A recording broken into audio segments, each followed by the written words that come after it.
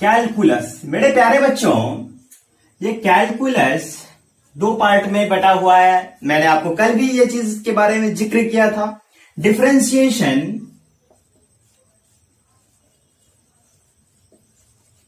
Differentiation और मेरे प्यारे बच्चों इंटीग्रेशन, इंटीग्रेशन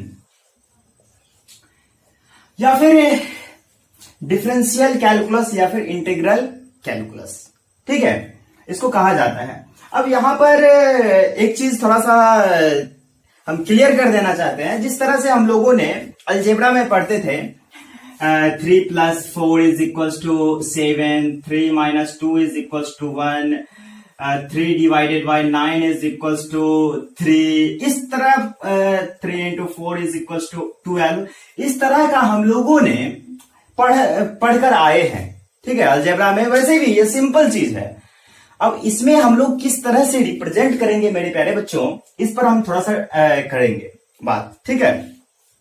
अब यहां पर इसका हम अभी पहले डिफरेंशिएशन पर कंसंट्रेट करेंगे आज के इस वीडियो में। तो डिफरेंशिएशन कैसे होगा, मतलब कोई भी चीज जो छोटा से छोटा से फिर बड़ा तक एक्सपोनेंशियली बढ़ते जाता है।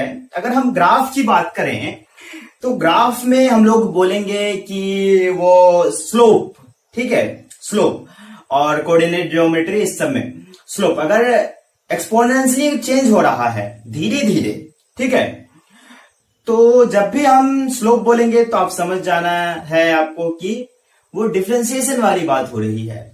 और जब भी हम एरिया की बात करेंगे तो वो इंटीग्रेशन वाली बात हो जाएगी, ठीक है। एरिया का जहां जहां बात होगा तो वहां वहां इंटीग्रेशन, ठीक है। कोई सर्टेन टाइप में यहां से वहां तक की कोई भी डिस्टेंस मान लो, या फिर वॉल्यूम का रेडियस, मतलब बहुत सारा एग्जांपल हो सकता है। लेकिन अभी हम लोग डिफरेंशिएशन पर कॉन्सेंट्रेट करेंगे, ठीक है।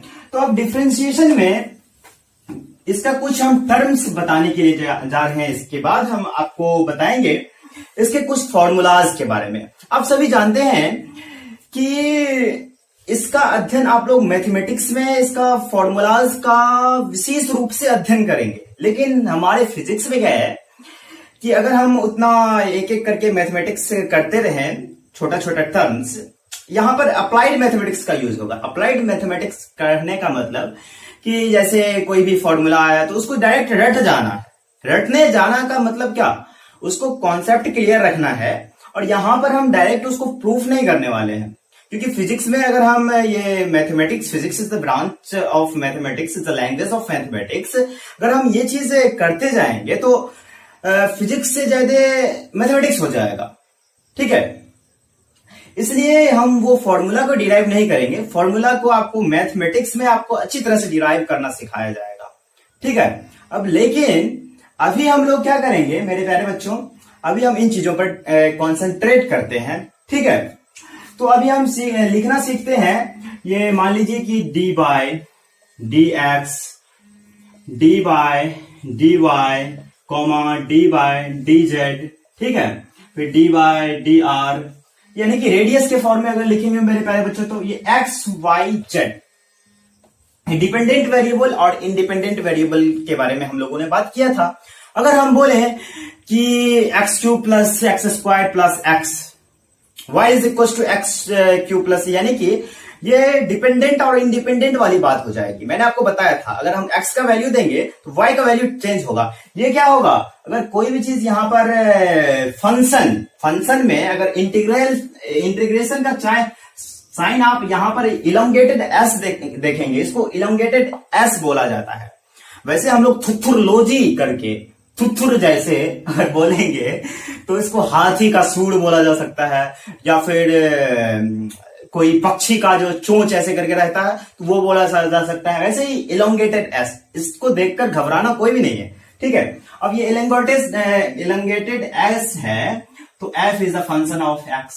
फिर इसी तरह से थीटा ले ले, theta is the function of ये, इस तरह से dx, dy, डी थीटा, इस तरह से हम लोग इंटीग्रेशन में करेंगे। लेकिन डिफरेंशिएशन में हम ये सब सारी चीजों का यूज करेंगे, ठीक है मेरे प्यारे बच्चों। अब हम कुछ यहां पर ये किसी के रिस्पेक्ट में हम इसको डिफरेंशिएट करेंगे। अब यहां पर कोई नंबर रहेगा, यानी कि मान लीजिए कि ए, ये तो हम अपना अल्फाबेटिकल में ले रहे हैं, A B C Z T, ये सब सारा कांस्टेंट टर्म है, ये सब सारा कांस्टेंट टर्म है। हम ये सब जो अपने कैलकुलस में यूज करेंगे मेरे प्यारे बच्चों, समझने का कॉन्सेप्ट बनाने का प्रयास कीजिए आप लोग। तो ये सब जो हम लोग ए बी सी डी से कोई भी कांस्टेंट टर्म लेंगे तो कांस्टेंट का डिफरेंशिएशन जीरो, कांस्टेंट का डिफरेंशिएशन जीरो होगा। ठीक है, अब यहां पर हम कुछ आपको फॉर्मूला का बात करेंगे, फॉर्मूला भी बताएंगे और फॉर्मूला से हम कुछ एग्जांपल भी यहां पर आपको हम बताएंगे। ठीक है, तो आप यह वीडियो को देखते रहिए लास्ट तक। हम थोड़ा सा इसको इरेज कर लेते हैं, इसके बाद हम फॉर्मूला देखते हैं। इसमें कुछ फॉर्मूला लेंगे और उसका आसान तरीका से बताने का प्रयास करेंगे। मुझे ऐसा आशा है, उम्मीद है कि आप सभी को अच्छे से समझ में आएगा। ठीक है, अब हम कुछ यहां पर डिफरेंशिएशन का फॉर्मूला, फर्स्ट फॉर्मूला से हम यहां पर स्टार्ट करना चाहेंगे। तो मैंने आपको बताया था कि डिफरेंशिएशन में लिखते हैं कि डी बाई डी एक्स करके कोई भी कांस्टेंट रहेगा या फिर कुछ इस तरीके से डी बाई डी एक्स, ये कांस्टेंट। ठीक है, तो मैंने आपको बताया था कांस्टेंट का डिफरेंशिएशन जीरो होता है। ठीक है, कांस्टेंट का डिफरेंशिएशन ये जीरो होता है। ठीक है मेरे प्यारे बच्चों, अब कोई भी मैंने कुछ एग्जांपल भी दिया था अभी इससे पहले, ए हो गया, पी हो गया, के हो गया, ये सब सारा का कांस्टेंट जितने भी टर्म्स है मेरे प्यारे बच्चों। अब इसका लिखने का जो परिपाटी है, किस तरह से उसको लिखा जाएगा, तो आप देख सकते हैं डी बाय डी एक्स, ए मान लीजिए, इसका जीरो हो जाएगा मेरे प्यारे बच्चों। ठीक है, इसी तरह से कोई नंबर रहेगा 1 2 3 4 etc एक्सेट्रा, डॉट डॉट करते करते बहुत सारा नंबर हो जाएगा मेरे प्यारे बच्चों। तो अब इसी तरह से डी बाई डी एक्स, यहां पर फंक्शन में कोई चीज ले लें, दो नंबर यानी कि 2, तो इसका डिफरेंशिएशन जीरो हो जाएगा। इससे क्या प्रूफ होता है कि कोई भी डिफरेंशिएशन, कांस्टेंट का डिफरेंशिएशन जीरो होता है। इससे आप लोगों को एक कॉन्सेप्ट बन गया होगा कि कभी भी कांस्टेंट का डिफरेंशिएशन जीरो होता है। ठीक है, अब ये जो डिफरेंशिएशन और इंटीग्रेशन है, ये आपका कभी भी पाला नहीं पड़ने वाला है, मतलब छूटने वाला नहीं है इसका पाला। हर वक्त आपको डिग्री लेवल फिजिक्स में पढ़ेंगे, पीजी लेवल में डिफरेंशिएशन कैलकुलस आप छोड़ ही नहीं सकते हैं अगर आप साइंस के बैकग्राउंड से हैं तो। ठीक है, मैथमेटिक्स में तो और इसका यूज होगा, सब जगह अपना अलग अलग इसका यूज है। ठीक है, खास करके अपने फिजिक्स में बहुत सारा यूज है। ठीक है, ये फर्स्ट हुआ। अब इसी तरह से कोई भी नंबर आप ले लो मेरे प्यारे बच्चों, कोई भी नंबर 200 का जीरो, जितना भी नंबर होगा, यानी कि मोटा मोटी मिलाकर आप ऐसे समझ लो कि कांस्टेंट का डिफरेंशिएशन जीरो होता है। कांस्टेंट जैसे ए पी के जो अल्फाबेटिकल में होगा वो भी इसका जीरो होगा। ठीक है, अब हम दूसरा एग्जाम्पल का बात करते हैं। ठीक है, अब दूसरा एग्जाम्पल का बात करते हैं मेरे प्यारे बच्चों। अब देखिए दूसरा एग्जाम्पल हम ले लेते हैं यहां पर। अब दूसरा एग्जाम्पल मैं आपको बताने के लिए जा रहे हैं कि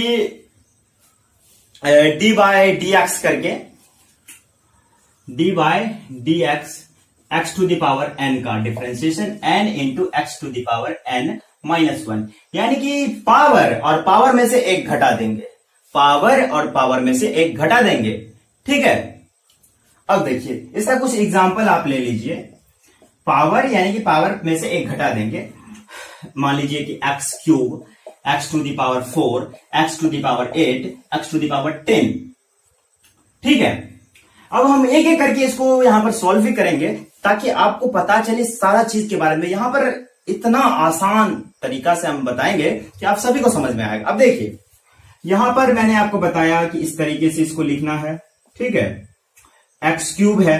ठीक है, अब एक्स क्यूब मैंने आपको बताया है कि इसका फॉर्मूला क्या है, N into x to the power N minus 1। X तो है ही, अब एन है, एन के जगह पे यहां पे 3 है, तो ये n जो है मेरे प्यारे बच्चों, n के जगह पे यहां पर हम 3 लिख दें, 3 लिख दें, कोई दुराई वाली बात नो।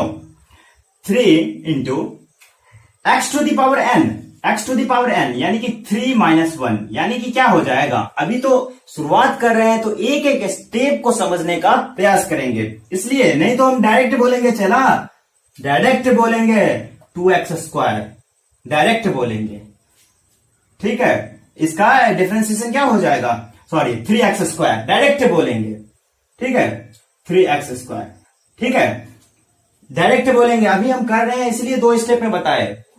और फिर dy dx, फिर x टू द पावर 4 का डिफरेंशिएशन क्या हो जाएगा, x 4 माइनस 1 यानी कि n into x to the power n minus 1, तो 4x³, ये आपका आंसर हो जाएगा। और इस तरह से आप कैसे सुनना सब में बहुत सारा एग्जाम्पल देखेंगे मैथमेटिक्स के बुक में, ठीक है।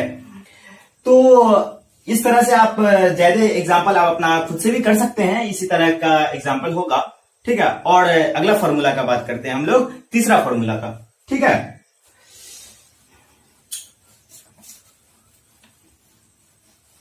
अब तीसरा फॉर्मूला क्या है मेरे प्यारे बच्चों, जो कि इंपॉर्टेंट है। सारा इसमें जितना भी फॉर्मूला का बात करेंगे हम लोग, सारा फॉर्मूला इंपॉर्टेंट है। अब यहां पर dy dx a into x to the power n, इसका क्या होगा मेरे प्यारे बच्चों। अब कांस्टेंट को बाहर कर देंगे, कांस्टेंट वाला टर्म बाहर हो जाएगा, dy dx X to the power n, ठीक है। कांस्टेंट का मैंने आपको बताया कि कांस्टेंट को हम लोग बाहर कर देंगे। तो अब ये फॉर्मूला उसी पर आ गया ना, पहला दूसरा वाला जो हम लोग पढ़े थे X to the power n का, n into x to the power n minus 1, तो यहां पर क्या हो जाएगा, a into x to the power n minus 1, ठीक है, a into x to the power n minus 1, n a X to the power n का n into x to the power n minus 1, a तो constant तो बाहर हो जाएगा। यहां पर हम कुछ यहां पर एग्जाम्पल लेकर आपको बताने के लिए जा रहे हैं, जैसे 5x का पावर 4, 3x², 4x³, ये सब एग्जाम्पल हम आपको सॉल्व अभी करके दिखाएंगे, ठीक है। जैसे dy dx 5x का पावर 4, तो क्या हो जाएगा, मैंने आपको बताया था कि सबसे पहले इसका हम एक एक स्टेप यहां पर करके आपको बताएंगे कि 5 को बाहर कर देंगे, ठीक है, और dy dx x की पावर 4, तो 5 को बाहर कर दिए तो 5 into x to the power 4 यानी कि n into x to the power n minus 1, तो 4x³ हो जाएगा यानी कि 20x³ होगा।